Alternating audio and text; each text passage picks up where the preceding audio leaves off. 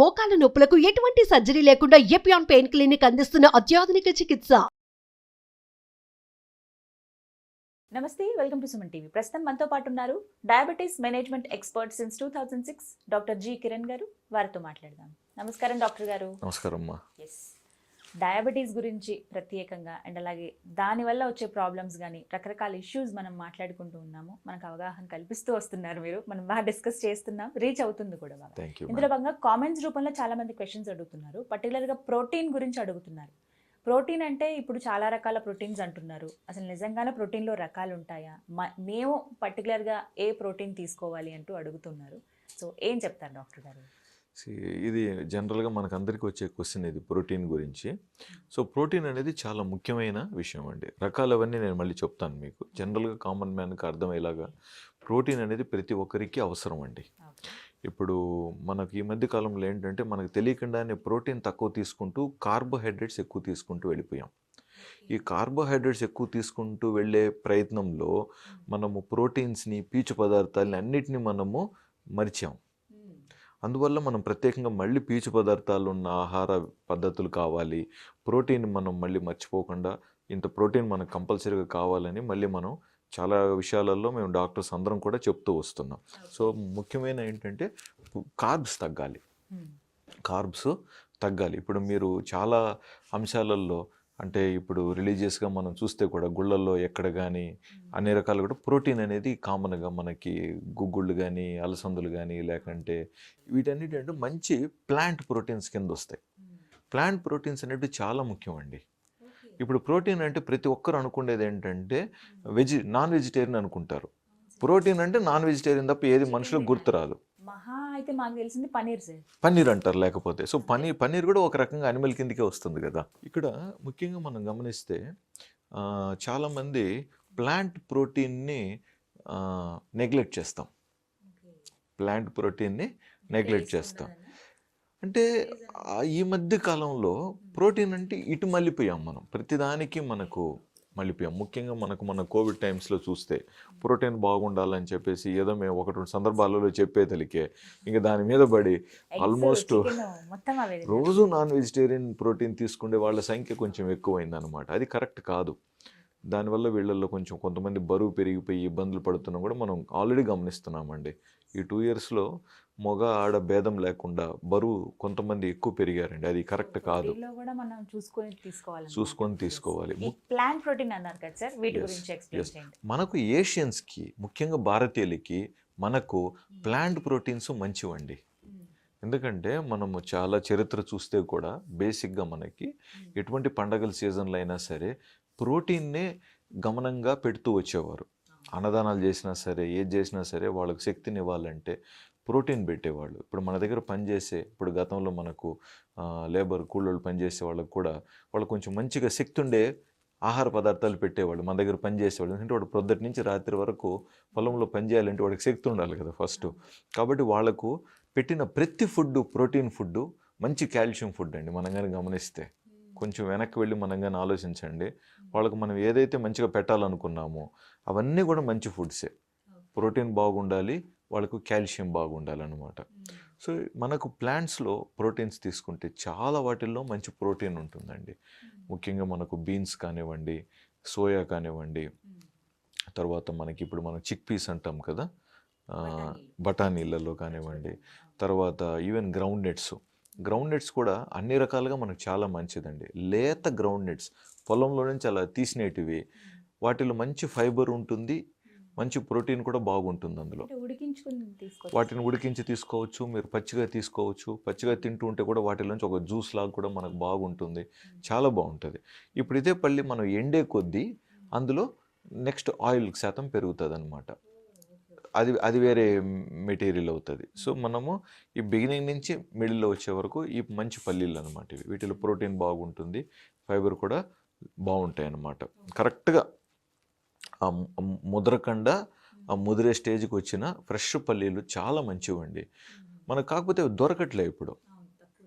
ఎందుకంటే అవి నిల్వ ఉంచలేరు కదా. కాబట్టి ఇప్పుడు ఏదైనా కూడా ప్రతిదీ నిల్వ ఉంచడం అన్ని వ్యాపార పరంగా వెళ్ళిపోతున్నాయి ఇప్పుడు. సో ఏం మాట్లాడినా కూడా అది వ్యాపారపరంగా నిల్వ ఉంచడం, ఎలాగ అమ్మటం, దాని మీద మైండ్ పెడుతున్నాం కాబట్టి కొన్ని మనకు న్యాచురల్కి దూరం అవుతున్నాం కాస్త. కాబట్టి వీలైన వాళ్ళు అవి లభ్యం చేసుకోగలిగిన వాళ్ళు మనం చెప్పే వాటి మీద కొంచెం కానీ దృష్టి పెడితే డెఫినెట్గా ఏం పెద్ద అసాధ్యమైన వస్తువులు కాదు. సో మనకేంటంటే ప్లాంట్ ప్రోటీన్ ఉంటుంది, అనిమల్ ప్రోటీన్ ఉంటుంది, ఇంకా సార్ ఇంకా వేరే ఇంకా మనకు ఇప్పుడు ఈ మజిల్ బిల్డింగ్ కోసం వే ప్రోటీన్ అని చెప్పి, ఇంకా మనము కొంతమంది పేషెంట్స్కి మనం ప్రోటీన్ పౌడర్స్ కూడా ప్రిస్క్రైబ్ చేస్తూ ఉంటాము. ఇందులో భాగంగా చాలా మంది ఇక్కడ plant protein based protein powders తీసుకోవచ్చా అని అడుగుతున్నారు డాక్టర్ గారు. సో అలా యాక్సెప్ట్ చేసి తీసుకోవచ్చు పర్వాలేదండి. బట్ వాళ్ళు ఎందుకు తీసుకోవాలనుకుంటున్నారు? ఎంత అవసరం ఒక మనిషికి? జనరల్గా మనకు అరౌండ్ 50 గ్రామ్స్, 40 గ్రామ్స్, 70 గ్రామ్స్ పెరిగే పిల్లలకు ఒకలాగుంటుంది అవసరం, గర్భిణీ స్త్రీలలో ఇంకొకలాగుంటుంది. అదేవిధంగా మనకు మంచిగా వ్యాయామం చేస్తూ రోజు ఇంత వాకింగ్ ఎక్సర్సైజ్ చేసే వాళ్ళకి ఒకలాంటి అవసరాలు ఉంటాయి. సో అట్లా ప్రతి వారికి మారుతూ ఉంటుందన్నమాట. లేదా ఇప్పుడు కొంతమందికి ఇప్పుడు కిడ్నీ ట్రబుల్ ఉందనుకుందాం, లేకంటే ఇంకా వేరే ఇతర సమస్యలు ఉన్నప్పుడు డాక్టర్స్ వాళ్ళకి ప్రోటీన్ శాతం తక్కువ తీసుకోవాలని చెప్పుంటారు. సో నేను ఆ టాపిక్ టచ్ చేయట్లేదు, వాళ్ళ అవసరాలు వేరే ఉంటాయి. జనరల్ సంఖ్యలో అంటే ఒకవేళ ప్రోటీన్ తక్కువ అయితే ఎలాంటి సైడ్ ఎఫెక్ట్స్ ఉంటాయి సార్? ప్రోటీన్ మనిషి చాలా నీరసం ఉంటుంది, ముఖ్యంగా కండబలం కోల్పోతారు, సార్కోపీనియా వచ్చేస్తుంది. సో కండబలం తగ్గిపోతుంది, చాలా తప్పు అది. ముఖ్యంగా మనకు భారతీయులు కండబలం తగ్గే ప్రమాదం ఎక్కువ ఉంది. అందులోనూ ఈ ప్రోటీన్ తగ్గిందనుకోండి, అది ఇంకా వేగంగా ఈ సార్కోపీనియా అనేది డెవలప్ అవుతారు. ప్లస్ మనం ఏంటి, శారీరక శ్రమ అనేది కనీస శారీరక శ్రమలో కూడా ఈరోజు మనం లేం, ఇంకా కిందికి వెళ్ళిపోతున్నాం. కాబట్టి శారీరక శ్రమ అనేది ప్రతి ఒక్కరు కాస్త మనకి ఇంప్రూవ్ చేసుకోవాలి. అవసరం ఉన్న వాళ్ళే కాదండి, ప్రతి ఒక్కరూ కూడా శారీరక శ్రమ అనేది చాలా చాలా ఇంపార్టెంట్. చివరిగా ఖచ్చితంగా మాట్లాడుకోవాల్సింది, డయాబెటీస్ ఉన్న పేషెంట్స్కి ప్రోటీన్ అనేది ఎంత అవసరం అసలు? మిగతా వారిలాగానే వారికి అవసరం. నేను వాళ్ళకి ఎక్కువ అవసరం అని చెప్పట్లేదు, అలాగని తక్కువ అవసరం అనేది చెప్పట్లేదు. అండ్ రెండోది కూడా ఈ ప్రోటీన్ ఎలా మనకు ఉపయోగపడుతుందంటే, మనం ఏం పని చేయకుండా గమ్మున కూర్చున్నాం అనుకోండి, ఆ ప్రోటీన్ మనకు అంత పనికిరాదు, అంటే పూర్తిగా అది మనకు యూస్ అవ్వదు. ఇంత శారీరక శ్రమ ఉన్నప్పుడు ముఖ్యంగా కండలు దాన్ని వినియోగించుకుంటాయి. కండల పెరుగుదలకు కానీ, కండలు గట్టిగా ఉండటానికి కానీ మనకు ప్రోటీన్ అనేది అవసరం అన్నమాట. సో ఇంత మినిమం మనం ఎక్సర్సైజులు చేసుకుంటూ బాడీకి కావాల్సినట్టుగా, ఎందుకంటే మనం మాట్లాడుతున్నది పెద్దవాళ్ళ గురించి, ముఖ్యంగా 45 ఏజ్ దాటిన తర్వాత కండబలం కరుగుతుంది. కాబట్టి ఆ కండబలం కరగకుండా మనం కండని మెయింటైన్ చేయడానికి సో మంచి ప్రోటీన్ తీసుకుంటూ ప్లస్ దానికి కావాల్సిన ఎక్సర్సైజులు కూడా చేసుకుంటూ ఉంటే కండబలం బాగుంటుంది, భుజబలం బాగుంటుంది, మనకు ముఖ్యంగా థైస్, మన తొడలు, పిక్కలు, వాటి బలం బాగుంటుంది. కాబట్టి అన్ని విధాలా ఇది హెల్ప్ అవుతుంది. ఓకే, సో ఎవరైనా సరే ప్రోటీన్ చాలా అవసరం, అందులో ప్లాంట్ ప్రోటీన్కి ఎక్కువగా ప్రిఫరెన్స్ ఇవ్వమంటున్నాను అంతే. ఇంకాస్త బెటర్. అవును, ఎందుకంటే అనిమల్ ప్రోటీన్ ఈరోజు సహజంగా అందరు తింటున్నారు, అది వచ్చేస్తుంది ఇప్పుడు. కాబట్టి ఇప్పుడు అనిమల్ ప్రోటీన్ గురించి మనం పెద్దగా చెప్పాల్సిన అవసరం లేదు.